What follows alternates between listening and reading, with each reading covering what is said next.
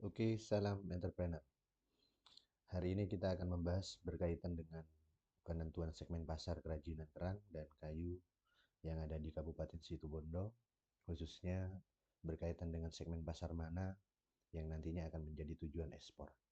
Selama ini kita tahu bahwa produk-produk Situbondo memiliki banyak keunggulan, baik dari desain maupun kualitas bahan maupun dari sisi prosesnya, gitu ya.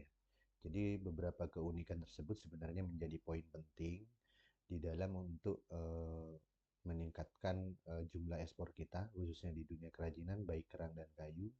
Namun, dalam kenyataannya, meskipun tingginya permintaan pasar internasional terhadap barang-barang kerajinan Indonesia, Situbondo justru tidak mampu melakukan ekspor mandiri ke beberapa negara tujuan ekspor tadi. Hal ini dikarenakan banyak faktor, karena beberapa IKM tidak mau repot dalam hal mempromosikan barang. Mereka hanya ingin fokus untuk melakukan produksi barang tanpa harus melakukan promosi secara langsung ke beberapa eh, negara tujuan ekspor. Gitu ya. Jadi hal ini yang menjadi penyebab mengapa kemudian banyak UMKM kita itu tidak bisa naik, gitu ya, naik kelas lah atau berkembang. Dalam hal ini dikarenakan banyak faktor kenapa tidak bisa berkembang. Salah satunya adalah karena harga yang ditetapkan ketika dia mau memproduksi barang itu justru sangat rendah. Mengapa rendah? Karena memang secara harga mereka ditetapkan oleh para pengepul. Sedangkan si pemilik usaha atau pembuat produk ini mereka tidak berdaya untuk melakukan evaluasi untuk meningkatkan harga barangnya. Nah, si pihak pengepul di beberapa daerah misalnya di Bali, di Jogja yang melakukan ekspor sendiri ke beberapa negara tujuan tadi, itu justru melakukan penjualan dengan harga yang bisa 5 kali lipat atau bahkan lebih gitu ya.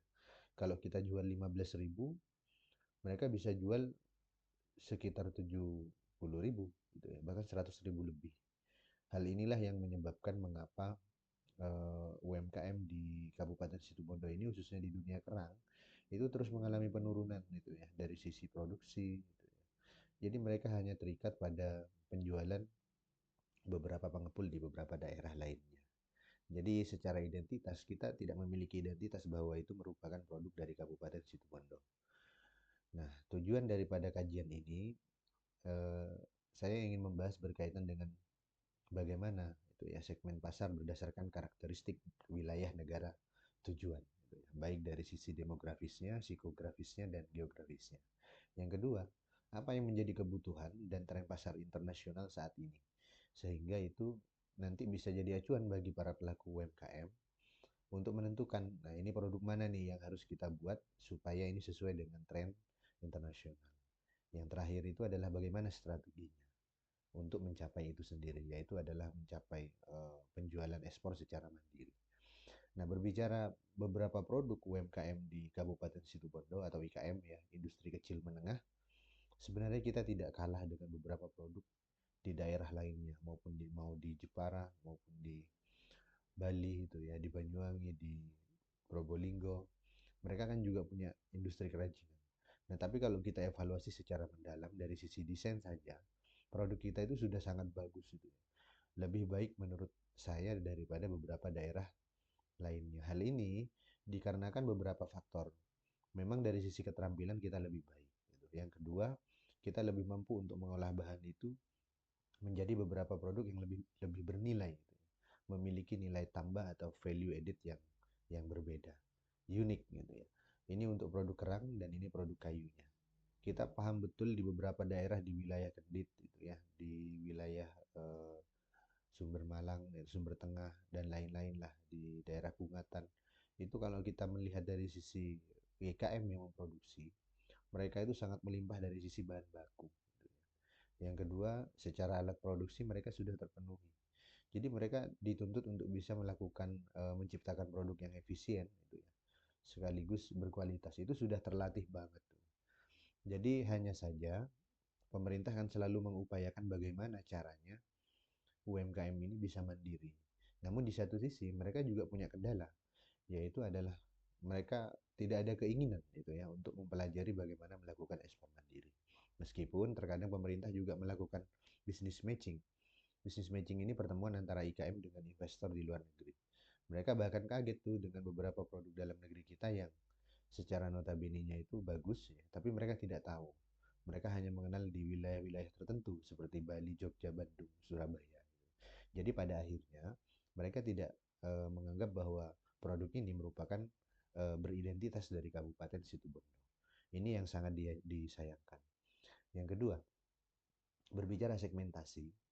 Segmentasi itu sebenarnya membagi beberapa daerah atau wilayah atau objek gitu ya menjadi subbagian-bagian tertentu.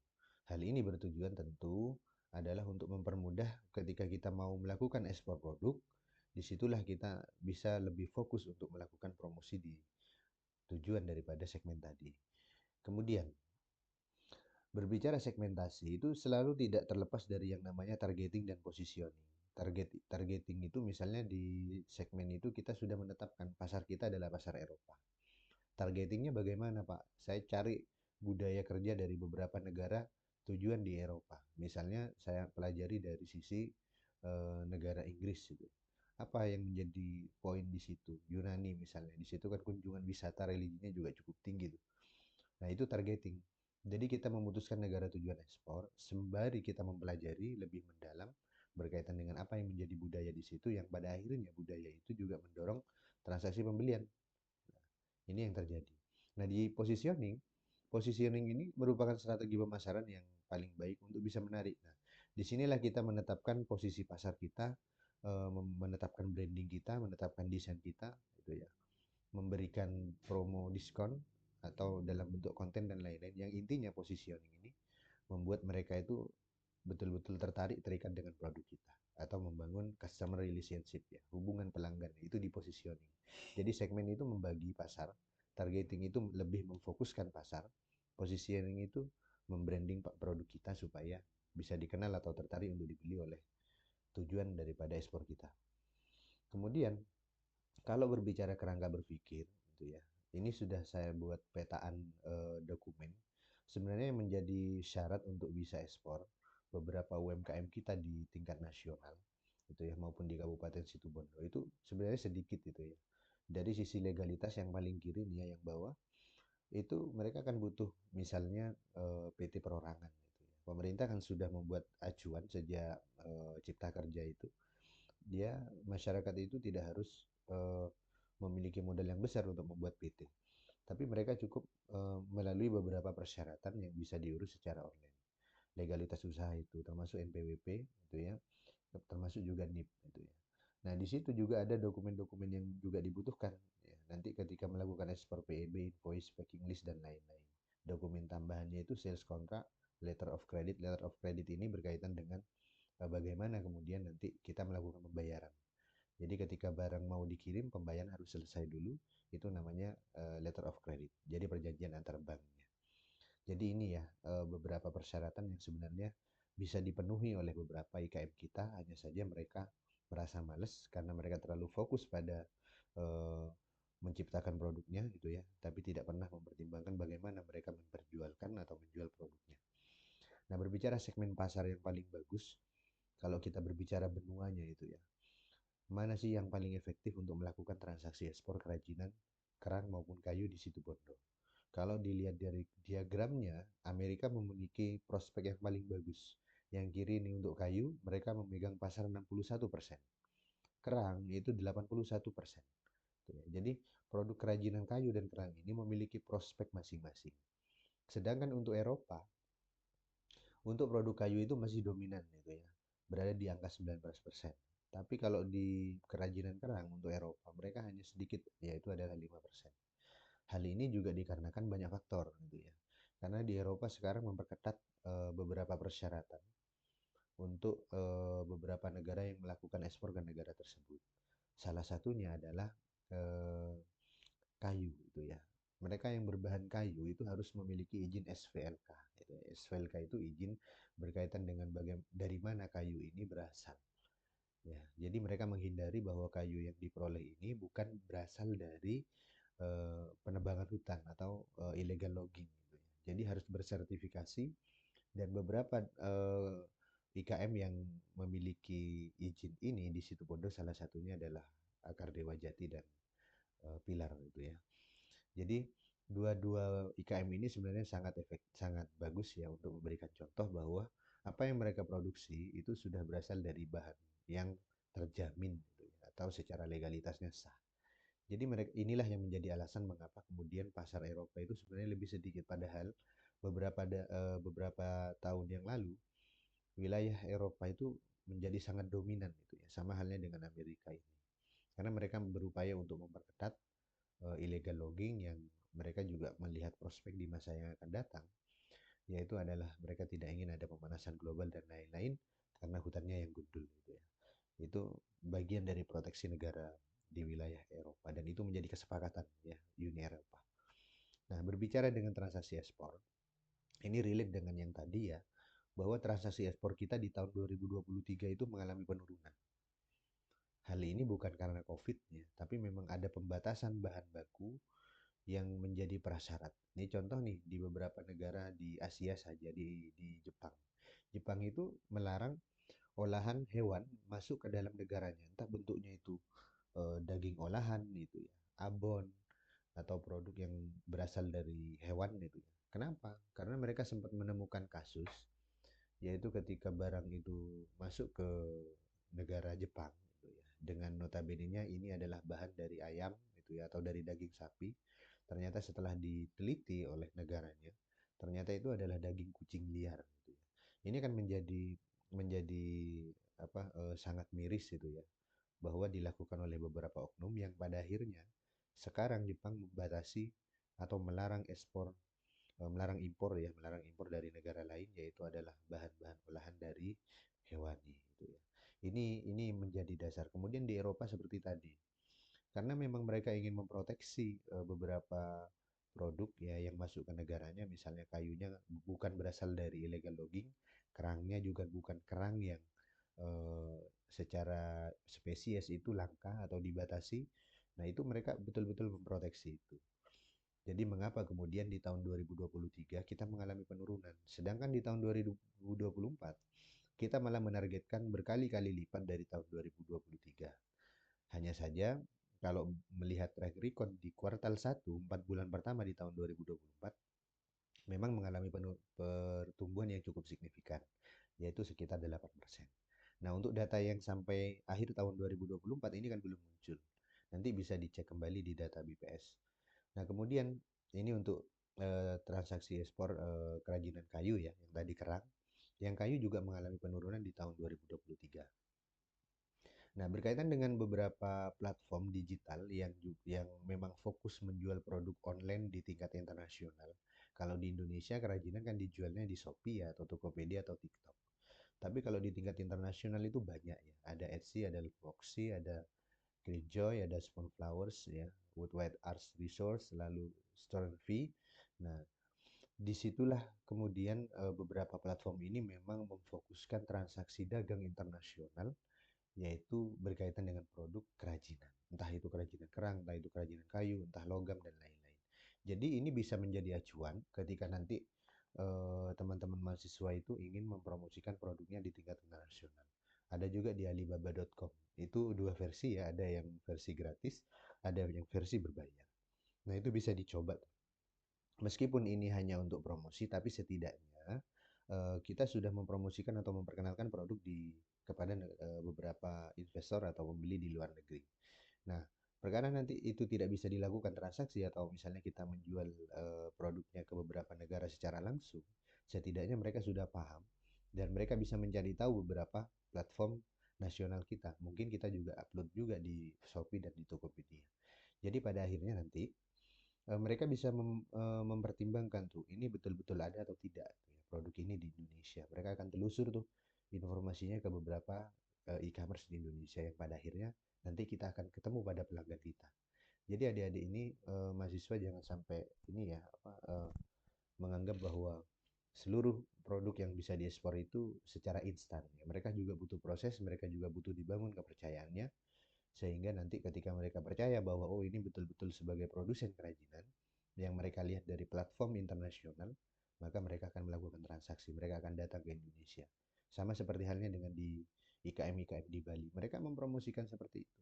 Seakan-akan bahwa itu produknya. Mereka punya outlet itu ya untuk membangun kepercayaan bahwa produksinya ini secara kontinus berkelanjutan. Itu kan jadi syarat juga. Untuk produk ekspor itu syarat utamanya juga adalah produknya harus selalu siap untuk diproduksi atau kontinus. Tuh ya. Nah, kemudian kita akan melakukan pemetaan segmen pasar ekspor kerajinan kerang berdasarkan negara tujuannya. Kalau tadi benuanya, kita akan fokus pada negaranya. Ini untuk yang kerang, jadi masih didominasi oleh pasar di Amerika, Asia, dan Eropa. Kemudian juga kayu sama, jadi juga didominasi oleh negara Asia, Amerika, dan Eropa. Nah, berbicara nilai transaksi ekspor antar negara, ini saya petakan dari beberapa negara dengan eh, 20 negara dengan prospek nilai ekspor tertinggi gitu ya. Untuk kerajinan kerang, ternyata yang paling tinggi itu adalah Amerika, yaitu adalah mencapai 771.720.000 US dollar. Ini kalau ditransaksikan itu 1 triliun lebih itu ya. Jadi 10 triliun atau 15 triliun atau 10 triliun lah. Jadi di situ eh, mengapa data ini menjadi gambaran bahwa nantinya kalau Indonesia mau melakukan ekspor, ya negara itulah yang menjadi penerima produk tertinggi. Ini untuk kerang, gitu ya. Kemudian untuk kayu, nah sama di produk kayu tadi kerang itu angkanya mencapai 771. Nah, sedangkan untuk nilai transaksi kayu itu ya, produk kayu yang diolah menjadi kerajinan mebel dan lain-lain interior ya, itu mencapai 649.190.000 US dollar. Jadi ini prospek eh, berbicara rekor dari tahun 2023 negara tersebut ternyata melakukan impor produk kerajinan kita secara eh, besar gitu ya. Jadi ini bisa jadi gambaran nantinya berarti negara tersebut sangat siap atau sangat open gitu ya untuk menerima ekspor produk kita. Hanya saja yang tadi saya sampaikan berkaitan dengan beberapa negara di Eropa seperti Belgia, Belanda, Netherlands, ya, France, dan United Kingdom, Jerman, itu ya, Spain, itu memang memberikan persyaratan khusus yang memungkinkan beberapa produk dalam negeri kita itu susah untuk dijangkau, gitu ya. Yang artinya UMKM kita kan tidak terlalu memperhatikan dari sisi sertifikasi, legalitas bahan baku dan lain-lain. Jadi itu yang menjadi kesempatan kemudian mengapa banyak eksportir itu mereka membuat berbagai usaha ya atau strategi gimana caranya produknya itu bisa sampai ke negara Eropa dengan mempertimbangkan izin ini legalitas bahan bakunya. Nah, kemudian berbicara pertumbuhan, kita jangan hanya berbicara dari sisi transaksi bahwa prospek terbaik sebenarnya untuk melakukan penjualan di beberapa negara itu dilihatnya dari sisi pertumbuhan ekspornya. Jadi pertumbuhan ekspor tertinggi ternyata kalau produk kerang itu ada di wilayah Qatar gitu ya. Qatar, Vietnam, Timur Leste ini kan rata-rata Asia itu ya. Kemudian kalau Swedia di Eropa itu 123% dan seterusnya sampai ke Australia itu 2%. Australia memang menjadi negara tujuan atau mitra dagang kita ya sejak merdeka, tapi mereka secara penjualan cukup konsisten ya di angka 2, 3 dan lain-lain untuk produk kerajinan kerang. Jadi ini di data rata-rata dari tahun growth in export value between 2019 sampai 2023 gitu ya. Jadi sampai 2023. Ini rata-rata untuk penjualan produk kerang, ekspor produk kerang ke beberapa negara. Qatar, Vietnam, Timor Leste dan seterusnya. Sedangkan untuk produk kayu, ternyata Belize itu ya, negara Belize, lalu Caicos Island, ini di wilayah Eropa dan Amerika, Paraguay, Senegal, Irak gitu ya, Asia.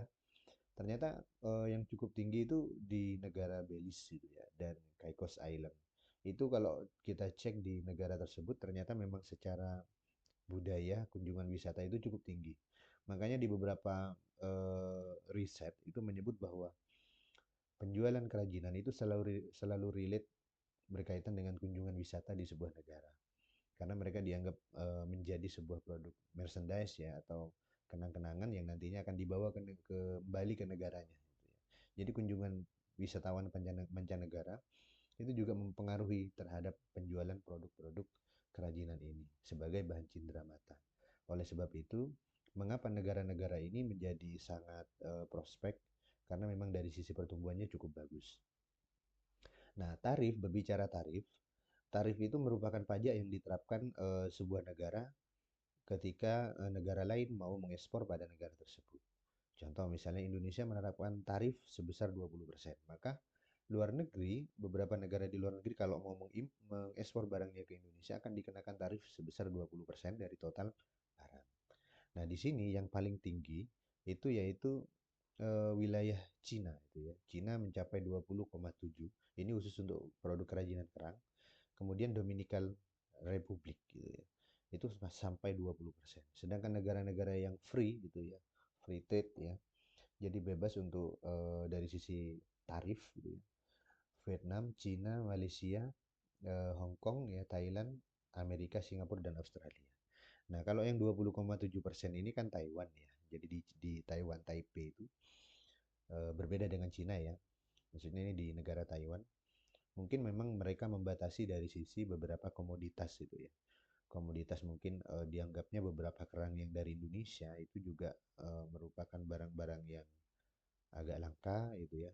Yang memang seharusnya dibatasi. Makanya kemudian sebuah negara terkadang membuat kebijakan untuk menaikkan nilai tarifnya gitu ya. Mereka ingin membatasi dengan tujuan mungkin untuk menjaga IKM di dalam negerinya. Yang kedua bisa jadi mereka lebih peduli pada dari sisi lingkungan itu, ingin mempertahankan lingkungan. Ini kalau produk kerang ya, jadi secara tarifnya seperti ini. Untuk kayu yang paling tinggi itu adalah di negara Bahamas, Bahamas, Fiji, kemudian Belize juga itu ya dan lain-lain lah yang untuk produk kayu yang menerapkan tarif 0% itu ya. Ya salah satunya adalah Caicos Island, Albania, Slovakia, Hungari itu ya, dan Estonia, Libya itu negara-negara Asia. Nah, jadi di sini menjadi gambaran nanti bagi para pelaku IKM ketika dia mau mengekspor barangnya ke negara-negara ini, ya inilah tarifnya. Gitu ya. Jadi tarif ini berkaitan dengan pajak. Jadi nanti kalau kita ekspor 100.000 misalnya, maka di situ dikenakan 20% gitu ya. Maka kita 20%-nya itu dari 100.000 harus kita bayar. Ya, jadi yang menanggung siapa Pak? Ya IKM yang melakukan ekspor. Termasuk juga ongkirnya. Ketika pengiriman itu apakah dia menggunakan metode pembayaran di pelabuhan atau di pelabuhan negara tujuan. Kalau di pelabuhan berarti seluruh biaya transaksinya, pelabuhan dalam negeri maksudnya, maka seluruh biaya pengirimannya, itu ya asuransi dan lain-lain itu akan ditanggung oleh si pihak si pembeli gitu, dan seterusnya. Tergantung kesepakatan daripada beberapa eh, eksportir dengan pengrajin gitu ya. Nah, ini berbicara analisis SWOT. Jadi produk kita itu memiliki kekuatan diantaranya kualitas yang bagus, harganya terjangkau, lalu sangat beragam atau diversifikasinya sangat banyak. Kemudian ketersediaan bahan, jumlah pelaku UMKM juga cukup banyak, keterampilannya tidak kalah baik ya. Kemudian kemudahan akses permodalan perbankan. Perbankan itu kan sudah sangat memberikan kemudahan ya, baik melalui Bank BNM, itu ya Pegadaian, Bank BRI, melalui program kurnya. Jadi dalam upaya ini, pemerintah itu tentu mengharapkan UKM ini terus berkembang dengan adanya ketersediaan permodalan gitu ya. Jadi itu yang menjadi fokus sebenarnya pemerintah mengapa kemudian mereka terus mendorong adanya akses permodalan. Kemudian dari sisi weakness, kelemahan, kita itu pemasaran masih konvensional. Ketika diajak online, justru mereka cenderung gitu ya, cenderung untuk tidak mau karena dianggap omsetnya sedikit gitu ya. Ada sentra kerajinan bisnis itu ya di Melandingan sana di Pasir Putih. Kemudian segmen pasar belum jelas itu ya, tidak punya brand. Ketika produk kita diekspor ke luar negeri, syarat utama yang paling penting itu adalah packaging gitu ya. Hampir semua produk kerajinan kita tidak punya packaging. Lalu dari sisi opportunity itu ya, pasar internasional masih sangat terbuka. Melihat data kuartal pertama tadi di tahun ini tahun 2024 kita mengalami peningkatan atau pertumbuhan 8% dibandingkan dengan kuartal pertama di tahun 2023. Ini menunjukkan bahwa memang dari sisi prospek gitu ya penjualan kita masih terbuka lebar ya dari sisi pasar ya permintaan pasar ekspor kerajinan kerang dan kayu Indonesia. Nah, kalau berbicara ancaman, ancamannya itu yang paling mendasar itu adalah banyaknya wilayah IKM di wilayah lain, di daerah lain yang mereka mampu secara mandiri melakukan ekspor barang. Yang pada akhirnya eh, mereka lebih menguasai pasar ya. Kemudian juga di tingkat internasional itu kan selalu berubah-ubah gitu ya dari sisi selera konsumen. Maka seharusnya para pelaku IKM ini juga mempertimbangkan bagaimana caranya produk yang saya buat itu memiliki nilai atau itu merupakan permintaan atau keinginan daripada konsumen internasional. Jadi produk bagus itu bukan menurut kita, tapi permintaan pasar berdasarkan penilaian pasar. Jadi strateginya yang paling mendasar adalah melakukan branding, gitu ya. Dilakukan kemitraan dengan destinasi tempat tujuan atau komunitas dan lain-lain itu ya. Kemitraan dengan platform e-commerce internasional tadi, itu ya beberapa e-commerce, lalu peningkatan kapasitas produksi gitu ya, melalui pembiayaan ekspor. Lalu untuk strategi WO, weakness and opportunity, seluruh persyaratan perizinan usaha untuk bisa melakukan ekspor itu diselesaikan. Ya, kemudian juga sistem verifikasi legalitas kayu atau SVLK tadi. Jadi tujuannya adalah eh, negara penerima ekspor produk kita itu tidak ini ya, tidak ragu bahwa ini betul-betul produk yang legal ya, misalnya melalui perhutani dan lain-lain. Jadi para pelaku usaha juga didorong untuk membuat brand produk dan seterusnya. Strategi ST itu ya, strength dan trade itu ya. Jadi kita terus harus melakukan pengembangan produk gitu ya. Membuat lini produk, pemanfaatan media sosial, peningkatan penawaran gitu ya. Selalu aktif dalam berbagai event pameran. Nah, ini yang jarang dilakukan oleh produk IKM-IKM di Kabupaten Situbondo. Ketika ada pameran, mereka cenderung bahwa harus laba itu ya, harus terjual. Padahal pameran itu adalah media untuk bertemu dengan calon pembeli kita. Apalagi ada gelar produk atau pameran produk itu di tingkat internasional yang dilaksanakan di Indonesia. Itu sudah pasti nanti akan ketemu dengan beberapa importir dari luar negeri yang pada akhirnya mereka akan melakukan pemesanan itu. Jadi kita harus bisa membangun loyalitas dulu, membangun pengenalan produk dulu melalui gelar produk gitu ya, atau expo produk atau pameran. Nah, disitulah tujuan utama pameran sebenarnya adalah untuk memperkenalkan produk, untuk membranding produk, bukan untuk menjual produk. Nah, berbicara dengan beberapa produk yang diminta oleh beberapa negara tadi yang memiliki pertumbuhan tertinggi, ini saya contohkan untuk Qatar. Qatar beberapa produk yang diminta yang cukup bagus itu adalah ini. Ini merupakan kerajinan patung kera dari jati. Ini yang paling tinggi dan paling banyak diminati di sana. Kemudian untuk negara yang kedua, itu ya. Ini contoh di Qatar juga, yaitu kerajinan kerang dari kerajinan kerang berbentuk kura-kura. Vietnam, nah, produknya produk anyaman, lalu produk jati. Ini Situbondo banget nih. Jadi kerajinan akar kayu jati. Lalu Timur Leste juga menjadi prospek penjualan kerajinan tertinggi kita. Nah, ini produknya ini daerah sumber tengah maupun di Melandingan memproduksi ini sangat banyak. Swedia, negaranya seperti ini ya, wadah, kemudian sendok dari kayu dan lain-lain ya. Ini banyak diproduksi oleh IKM di wilayah Kendit dan Tambak Ukir. Cina, mereka cenderung memilih beberapa produk Indonesia di wilayah Jati Banteng gitu ya. Produknya seperti ini. Ya, jadi kerang di dalam kerang ya. Jadi ini dihias menggunakan kerang. Ini yang cukup unik dan bagus ya. Ketika kami survei langsung ke IKM ini, produknya sangat layak untuk diekspor. Kemudian Rusia, produknya seperti ini ya. Jadi replika atau kerajinan patung dari kerang. Ini paling banyak di wilayah Wringin Anom, lalu di Kendit gitu ya, yang memproduksi kerang ini. Dijadikan patung termasuk juga lampu. Libanon, produk yang diminta ya anyaman gitu ya seperti tadi ya. Lalu juga ada produk kura-kura itu ya, kerang gitu ya berbentuk berbentuk hewan atau berbentuk tempat tisu. Lalu Taiwan atau Taipei tadi, ini yang unik gitu ya, yaitu adalah tas dari kayu. Jadi produk-produk kayak gini itu yang paling banyak diminati di wilayah Taiwan. Lalu Dominican Republic, nah ini sama seperti tadi, replika replika ikan, replika hewan dari kerang. Kemudian Malaysia juga cukup tinggi permintaannya, sama ya seperti di Taiwan tadi.